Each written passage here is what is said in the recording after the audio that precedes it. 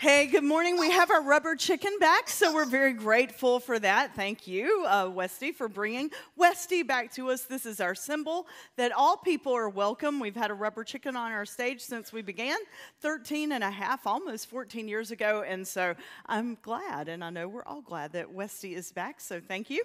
And we're glad that you're here. My name is Andrea Smith. I have the privilege of being the pastor here. Grateful for those of you who have shown up this morning here in person, and grateful for those of you online. Love seeing that you're on vacation, where you're going, farm sitting, all those different kinds of things. It creates a sense of envy out there while I'm looking at where all you are at the beach and all that kind of stuff. But we're really glad that you took time away from life to be here with worship. We hope you find today meaningful and relevant. We're going to continue in our series talking about unity, and today we're going to talk about real ways of dealing with conflict and how we can apply those ways to our lives in the way that Jesus did. And so hopefully you'll leave today with some ideas maybe about how you can deal with conflictual situations in your own lives. I want to thank you for those of you online too, and especially because this is one of the ways that you are a part of the community in real time and real ways with your presence. This week I put out a text and about Crayola being on sale. And while that may seem insignificant to you, we need we need 1,200 to 1,300 packs of crayons, packs of colored pencils, and then packs of magic markers. And one of our West folks last Sunday put lots of pieces of a puzzle together, and she works for the nonprofit division of Staples that does all the school supplies and nonprofits. Well, West has a nonprofit. We are a nonprofit, but a different kind as well. And so now we're able to get everything at cost in like one big, huge order, and that's amazing. However, sometimes cost for corporations is still not as cheap as we need it to be. And so Crayola was one of those things. Their profit margins, they just won't come down enough, but like places put them on very, very cheap sales, like 50 cents and 97 cents. And so when you think about ordering 1,200 of something and you save $1 per item times 4 items, I mean, that's over $5,000. So it was so beneficial to put out that text, because here's what you did, and we are grateful. In the back of the office, this is just, and now I want to show you this in scope of how much stuff it is. It came up to like my chest level, or not. Yeah, there you go. Like, this is how high it came up to me. I mean, there's like, I lost count of how many boxes will be inventorying stuff this week. But thank you. We put out the thing, and then all of a sudden you started buying. And online folks, you were huge in that. So thank you for being a part of this mission. Even though you may live thousands of miles away, we're really grateful for that. If you're new to the West community, we are a missional church. We're getting ready for one of our biggest events all year long. It's the Back to School Bash.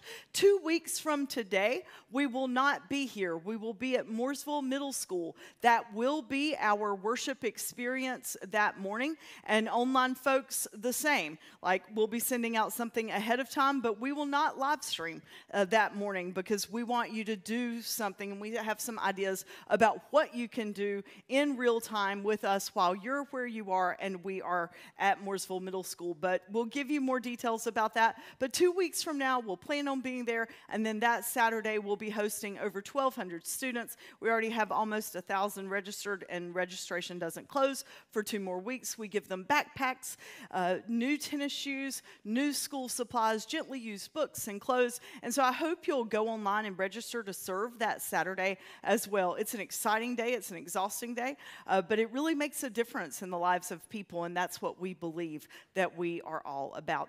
We invite you, if you're newer to our community, to stop at our VIP station out front. Let us know that you're here. We have a gift for you, and then you can choose whether or not you want to hear from us in the future, but get your free gift as a thank you for being here this morning.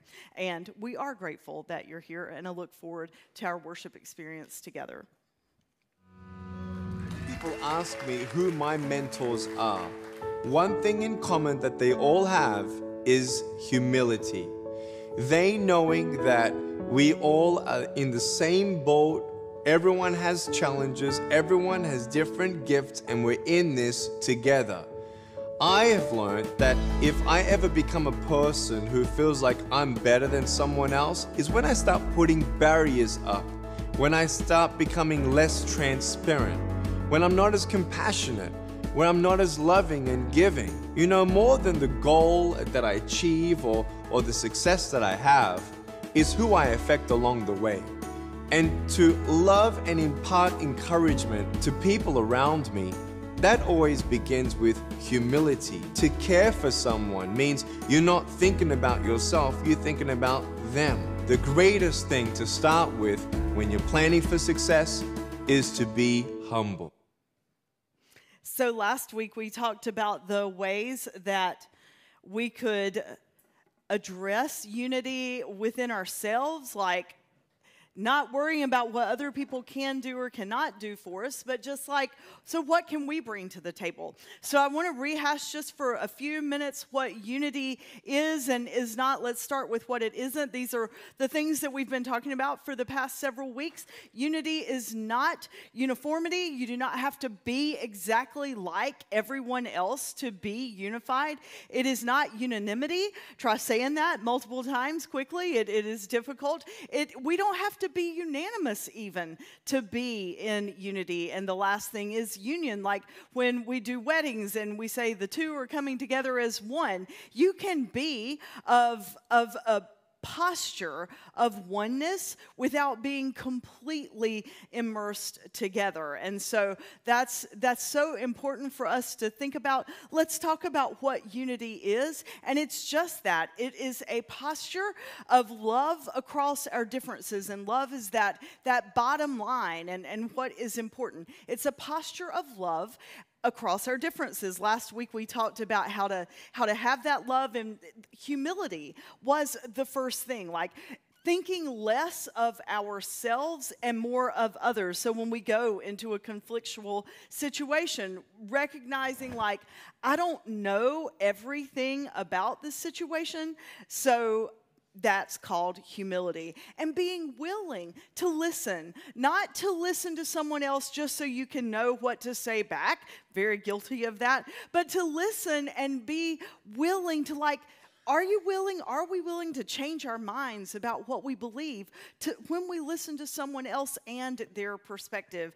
That is humility. We also talked last week about what the Apostle Paul said in how we go about trying to achieve unity. And like humility was first, and then gentleness and kindness, like not being a bull in a china shop. And the last thing was patience. We need to have patience. And the biblical definition of patience is slow to anger. We talked about how God is patient with us and so forgiving and giving of grace. And because we are the recipients of that grace, then we're also called to give it.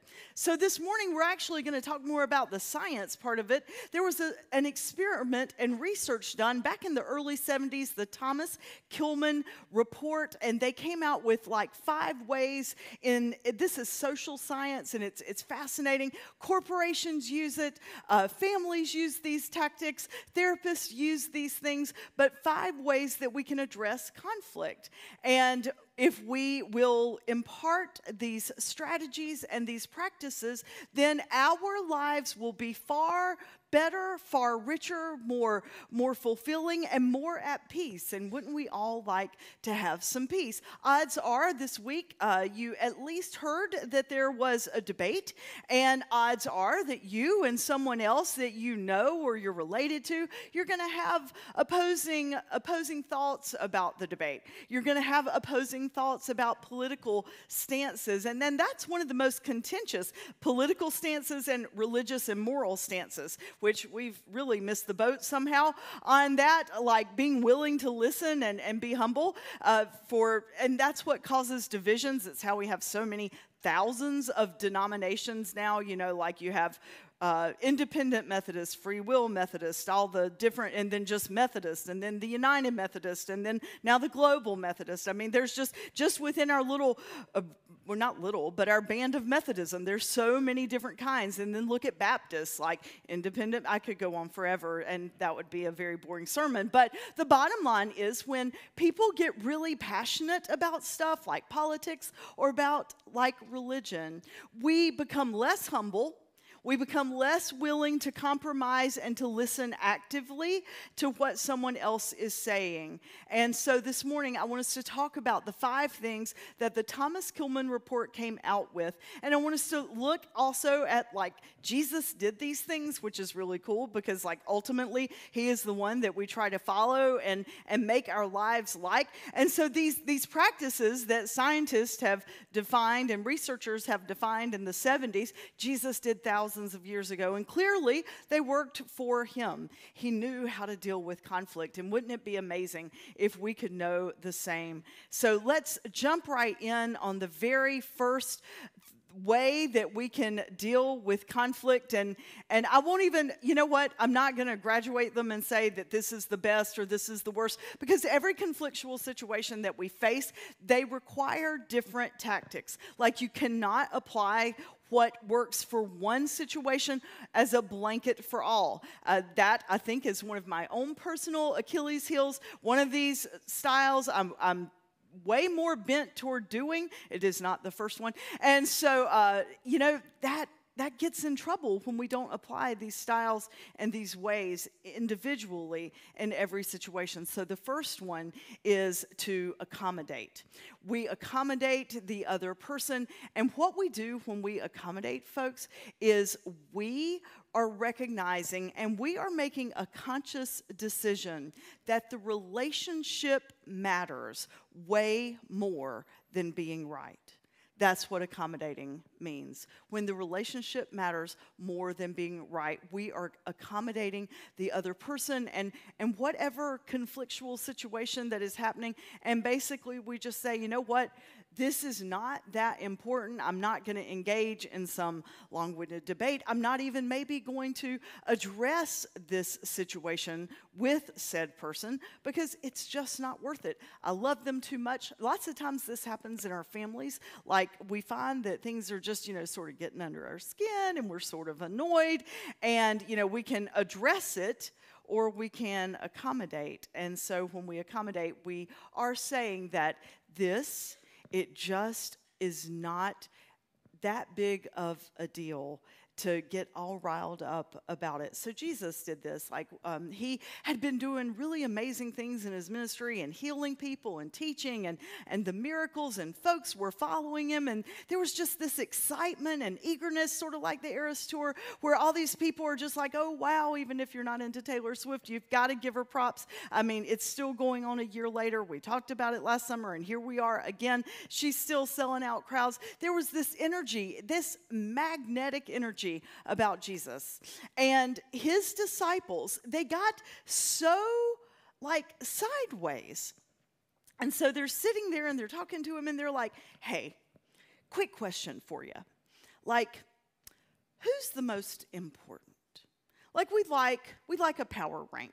You know, Jack Welch of GE years ago, he spoke at the Leadership Summit, and he said, I want you to go and I want you to power rank your employees. This is a practice that he did in his business. He said it worked very well for him. You need to rank them from 1 to 10. And I was the associate pastor at Williamson's Chapel back then, and so I immediately became paranoid. I'm like, oh my gosh, what if I'm like number 11? What if I'm the one that they want to let go? But he's like, you know, power rank them. Who's the most important? Well, the disciples, they had that mindset as well. They're like, who matters the most? And Jesus, you know, I wish we could like hear what he said in like our vernacular today, but I just feel like he was like, wow, really? Like, this is what you're worried about.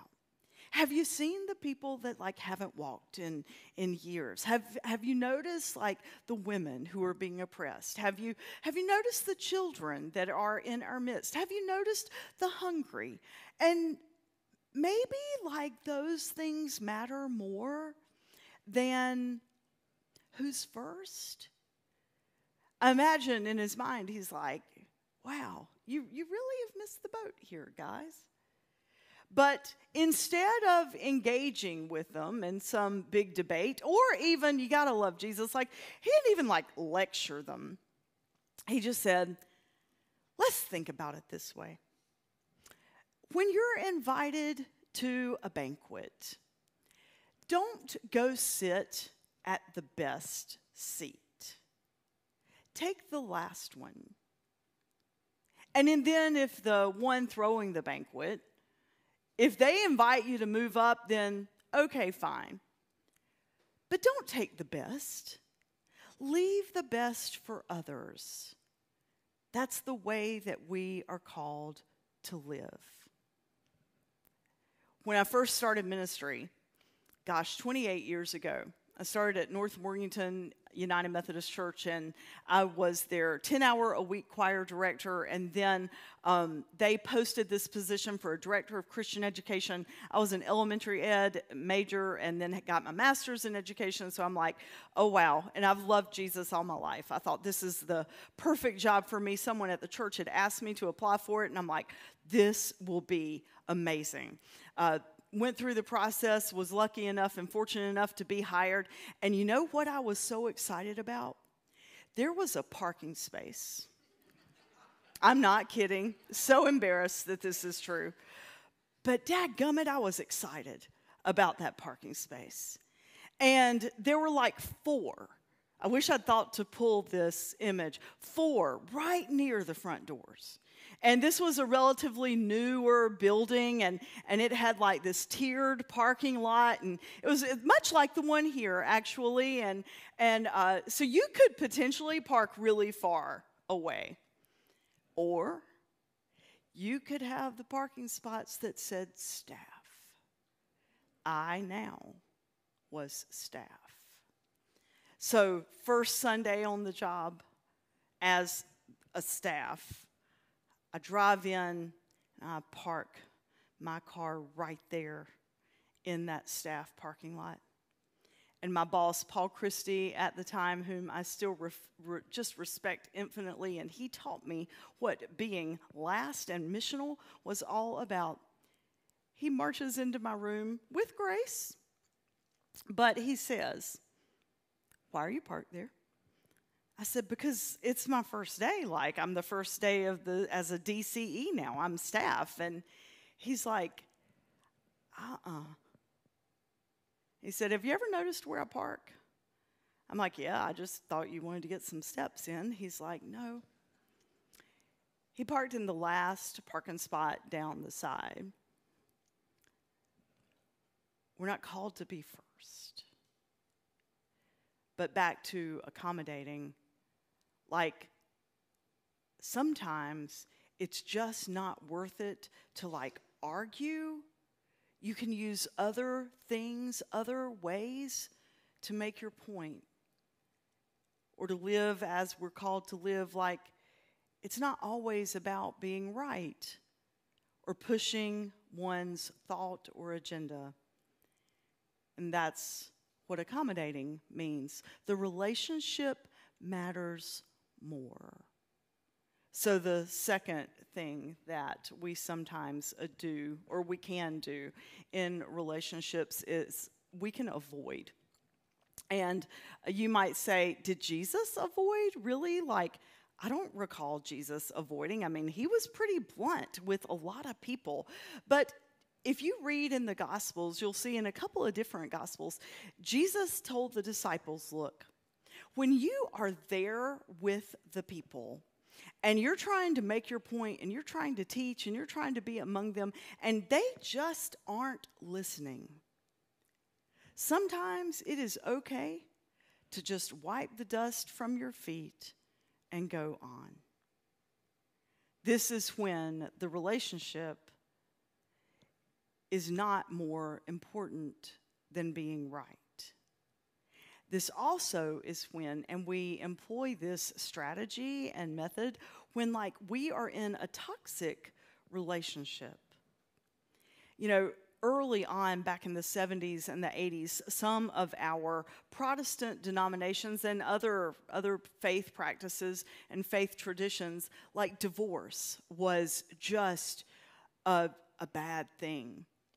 And if you were a divorced human being in that religious setting, you were ostracized. I saw that firsthand. It was such a sad and tragic story. When my stepmom, my dad remarried after my mom died, and so we moved to Granite Falls. He remarried a lady that lived there, and she had gone to this church all of her life.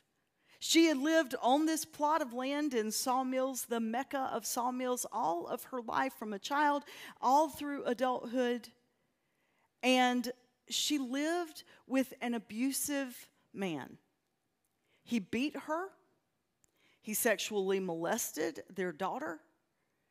And back then, like, you just didn't talk about that stuff, and you certainly did not bring up charges against a pinnacle in the community, which everyone thought that he was. Now, finally, my stepmom got the courage to leave him. The abuse got so bad, she finally kicked him out with the help of her adult daughter, and they divorced. But do you know that church did not welcome her? I'm like, really? That seems messed up. I was young then and way less opinionated, but out loud, but still opinionated internally. And I remember sitting in that training union. That's what you used to have on Sunday night. Y'all think coming 1 hour on Sunday morning is bad? In the Baptist church, you had Sunday school and then worship, and then you had training union and you had nighttime worship. So at least a good 5 hours on a Sunday. So don't lament the 1.5 sometimes. So I'm sitting in training union that night, and they're reading that passage in the Gospel of Matthew about divorce, and I was like, this can't be right. And I went home, and I asked my stepmom, and I was worried she was going to go to hell, because that's also what they taught, but she's like, that's why I don't go to church. I'm not welcome there. Luckily, there was another Baptist church down the road, and that's where she went. I still went to this one because they had an amazing youth group, but we grew up going to other churches because she was not welcome where she had grown up. Now, sometimes in life, we find ourselves in relationships that are just downright toxic. And I don't have time to go into, nor am I qualified actually, to talk about like what toxic relationships are and that kind of stuff. That's when I think, see someone, if you're in one, see a therapist, let them help you design some tactics to address it or get out of it. But none of us are called to stay in abusive relationships. Jesus said, wipe the dust off your feet. If they're not willing to receive your message, and remember what we said unity is, it is assuming a posture of love. So if our message is always rooted in love, and they're not willing to receive something that we believe in or we strongly are just determined to do, if they're not willing to do that, just avoid them and get out. Sometimes getting out is okay. Now, the next thing that we can do is we can compete. I haven't taken the instrument test, but I strongly suspect that this might be my temperament, especially if we believe that we're right. And that's why it's really important to go back with the strategies that Paul talked about, like humility. Like when we're trying to be unified, we need to think less of ourselves and more of the other people. So that, and then gentleness, that's my number one. Gotta learn that. Bishop Goodpastor, one of my mentors, used to say to me, it is not what you say, it is when you say it. So maybe work just a little bit on your timing and let go of the bull in the china shop. But competing is when we weigh it against all those things and we make sure that we are in a posture of love, and then we are still willing to stand on what we believe. a way to do that is to make sure that you have people in your life that you can bounce things off of. It's why I try to always have a mentor, someone that I think is wiser and more in tune to things than I am. It's why Bishop Goodpastor, Amy Coles, they have had such a big part in my life, in my ministry, because sometimes I get really opinionated. And I don't want to be negative. I don't want to weigh against what Jesus or God would have us do and the ways that I lead. But sometimes you have to compete. An example of this would be when we had the food truck mission. We worked with 2 other churches in our area. We had partnerships with these 2 other churches since West began.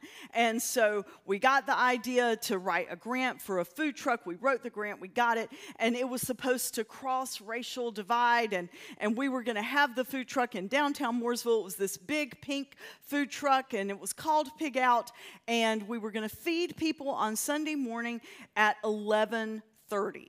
Now, the reason we were going to do it at 11:30, recognizing that the food prep was going to have to start around 8 or 8:30, and that all 3 churches, when we worked together, like, you're going to miss church. And we talked about that when the board of directors, it was Common Ground. It was one of the nonprofits that we founded. That this one no longer exists. But we founded this nonprofit. We all agreed, the people around the table agreed, that we were going to serve the hungry, while normally we would be sitting in our nice air-conditioned rooms, in our fluffy chairs, enjoying being fed a message. And instead of doing that every single Sunday of our lives, we were going to sometimes take turns volunteering with this food truck, starting at 8 or 8:30, prepping the food, and then going out in the community during the magic worship hour to feed the people. Now, at that initial board table, we were all on the same page. But guess what happens over time? Like, people come and people go, and board seats change, and new leadership of other churches comes in. And it was during COVID, which is not a great time to have conflict on a board of directors when you cannot see each other, and you try to have conflict via Zoom. It's not effective. And honestly, I was exhausted. Because one of the churches pulled out completely during COVID. They said they couldn't do it, and the other church helped, but like West was carrying the heaviness, and then some amazing volunteers from one of our new partners from Triplet. And we'd been doing this for so many years, and honestly, trying to manage that and a church during a pandemic, and my life had sort of changed in the last 2 to 3 years. Like, my marriage had unraveled and ultimately ended. Emotionally, physically, mentally, spiritually, I was exhausted, and I just didn't have it in me to fight anymore. But we really believed in the mission. Like, the West people believed in the mission of feeding the hungry when they were hungry, and doing it as an act of being the church. And so we had a board meeting, and a motion was made that we start serving at like 2 p.m. I'm like, well, maybe it was 1:30, and I'm like, that's late. I mean, people typically eat lunch around noon, 12:30, like starting at 1:30. And one of the churches, they were adamant that they weren't going to do anything until after their worship service ended. I tried, look, it's an act of worship, blah, blah, blah. And they're like, no. And so I didn't pull West out, but I resigned as president of the board, because like, you're going against the mission, and you're going against the posture of love.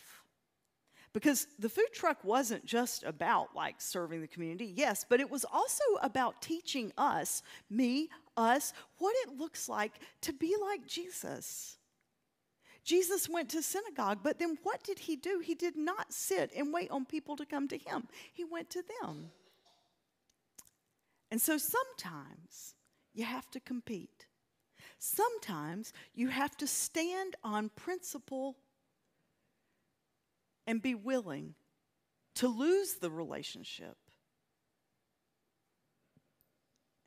for the sake of being right. Now, the beautiful thing that came out of that food truck scenario, two things. First, we still have a relationship with one of the churches, the one that actually right down the road. They help with the bash. They partner. Some will worship with us online.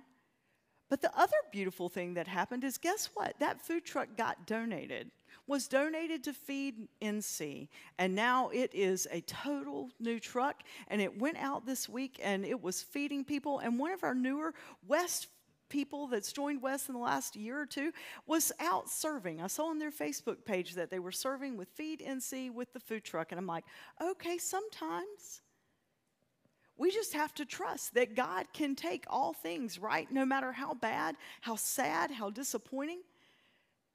Those conflictual things, God can take them and use them for good in ways we may never, ever imagine. So we accommodate, we compete, we avoid, and then there's the last two. And we are not putting these words up on the screen because I just want you to listen to me for a second with all that you've got, because these are the best two ways. Compromise or collaborate. So compromise is when you're in the middle of it and everybody's got their posture of love that they are so passionate about. And they are not going to forego that foundational idea that they have. And both parties feel that way. So they both come to the table and recognize, hey, competing, we're not willing to compete. We're not willing to forego the relationship. So what can we do? We can both give a little. And what does giving look like? This requires healthy communication. It requires non-passive aggressive. It's a difficult process, but it works. But the most beautiful way, and the most Jesus way, is to collaborate. To have your end goal and to be like, okay, we need to get there. We need to find a way for us to work together, to brainstorm, to get ideas, and then develop processes and pathways and ways to be in relationship together so that we get from here to there. And guess what? That's not easy at all. But it is the most beautiful way. And in getting from point A to point B, sometimes you may have to implement some of those other styles, like knowing when to stand firm, knowing when to compromise, all that kind of stuff. But collaboration is by far the most beautiful. And it's the model of Jesus. As a church, we've practiced that as well. I think we've hit all the styles like as a body. But there's one that just, it's this mission. And if you're newer to West, you may not have heard a lot about it because, frankly, it runs so well and it's so well done now that the need for us to be like in the nitty-gritty has just not been present as much, but it's always been one of our missions. We have reps from West on the board of directors, and in a couple of weeks, they're going to be leaving for Nebi, Uganda. I want to share with you about that mission, and I want to share with you how the collaboration around that, Jesus used it, God used it, the work of the Holy Spirit used it to get it from where it was, which was some blueprints, and it was an idea, to now where it is. Like, it was collaboration. So 14 plus years ago, when I was the missions pastor at Williamson's Chapel, We were going to go to India. We had been selected as a pilot project for Compassion International, and so Kathy Warner and I traveled to India, and then we were supposed to go again to India and take a team and begin building a partner church relationship there in Calcutta. Always am grateful for that experience. Changed me, shaped me, in so many ways, appreciating the broader understanding of God, so many different things. But we were so pumped to come back and take Williamson's Chapel. And we had a team of 20 people that were supposed to go. And then like a couple of weeks, literally like 4 weeks before we were supposed to leave, we asked for the agenda and all that kind of stuff. And they're like, well, we don't really have one. You're just going to go and just walk around and just look. And voyeurism is not something that is Jesus-like, and it was a lot of money to just go be looking on the other side of the world. We had hard conversations with the directors of the project, and they ended up just canceling the project for all the areas of the world that they were going to because it just was not working. But we didn't know that at the time. We had to pull out of the partnership. At the same time, another missional partner that we were working with, Samaritan's Feet, which is not the same thing as Samaritan's Purse. Samaritan's Feet has a passion for putting tennis shoes on people in developing nations, and we were working with them as a missional outreach of Williamson's Chapel, and they said, hey, if you're looking for somewhere to go, we're going to Uganda in like 3 weeks if y'all want to go with us. And so we did. We went to Nebi, Uganda. We met a man named Pastor Jeffrey. He was an orphan growing up. He had been shot. He had just this amazing testimony and story. But because he had lived as an orphan, he was passionate about other children not being orphans too. And so using his own money, he bought land and had a dream called Acres of Hope. We had the privilege of praying with him on that land. Maybe you've heard me say that before. And then we came back, and Rob Fuquay, the pastor at Williamson's Chapel, then called me the day before Easter. He's like, I just looked at my daughter's pictures from Uganda, and I have to use this in the Easter message. It was our first preview service here, so I was not there. And he's like, what can we do? I said, well, money. And he's like, okay, I want to talk about it tomorrow. Well, after the Easter message, a group of us were going for training on how to launch a new church in Florida. And so my cell phone rings, and it's Rob. He's like, you're either going to love me or hate me. I'm not sure which. And he said, as the benediction in all 4 services, I said, instead of going and, buying a beach house or a mountain house in addition to the house you already have on this holiday week, or upgrading your boat, or getting a new car, instead of doing any of those things, what if you take that money that you were going to spend on someone other than maybe those who might be in need, like yourself, and what if you give that money to Acres of Hope so that they could begin developing the vision that Jeffrey had, which started out with pod houses for the orphans to stay in. He's like, what if you'll do that? That was his benediction. And he said, I just want to let you know, I did that, and they're either going to be really, and Rob said pissed, forgive my word, but he's like, they're either really going to be mad at me, and I'll have a staff parish meeting before the end of the week because I challenged them, or maybe something good will come from it. By the end of the week, I think we had $76,000 or $77,000. And he's like, I need you to learn how to build pod houses in Nebi, Uganda. Well, luckily, in the connectional system, I learned that Myers Park had started a nonprofit that did things just like this. And they were willing to mentor me and let Acres of Hope come under their nonprofit umbrella. And it was so cool. But that was not without hard conversations.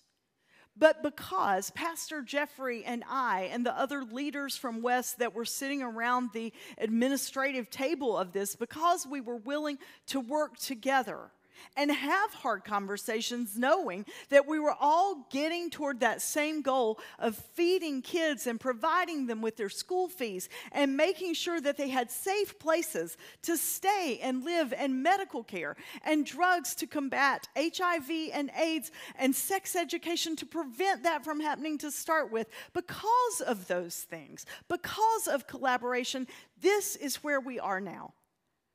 And in 2 weeks, Lance and Joycelyn and Dallas and Ava and Sandy Albert are going to go back. Williamson's Chapel was just there a couple of weeks ago.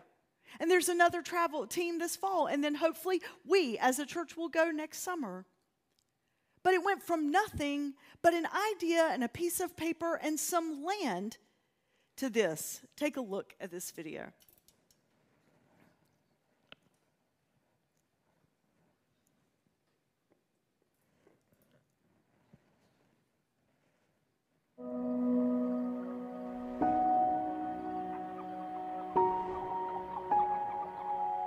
My name is Odongo Geoffrey Keronga, founder of Acres of Hope Uganda.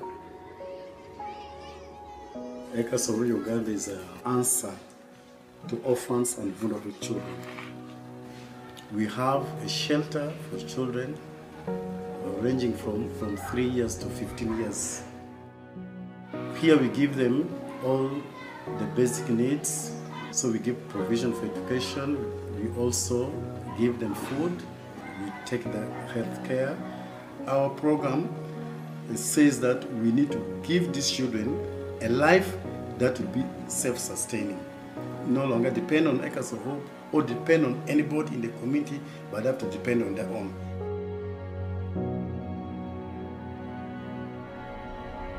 When I was still at the street, I could not think of having a friend. I didn't know that there is love for people also. I could just stay alone. I could not think of studies or how sweet education is. It's like I could have been dead if I was to still be in that situation. But when I came here, life changed. So I know the goodness of God. I know what God really does for people. At the end of the day, we want each and every child that has passed through our program ending up in the community very productive and also living a peaceable and resourceful life.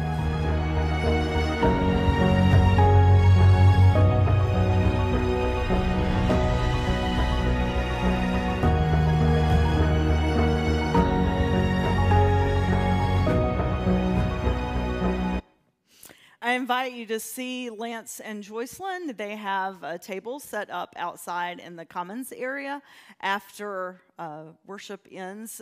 Talk to them about what they're going to be doing there. They have child sponsorship packets. That's one of the ways, and that's what Myers Park mentored us with, is how to start child sponsorship programs. And that was where Jeffrey was willing to have difficult conversations with some other people, because we said, like, there's only one nonprofit arm that's going to do this. You can't have like 5 or 6 different ones. It has to be centralized. It has to be organized. And he was willing to say, yes, because we both had unity, a posture of love toward a goal.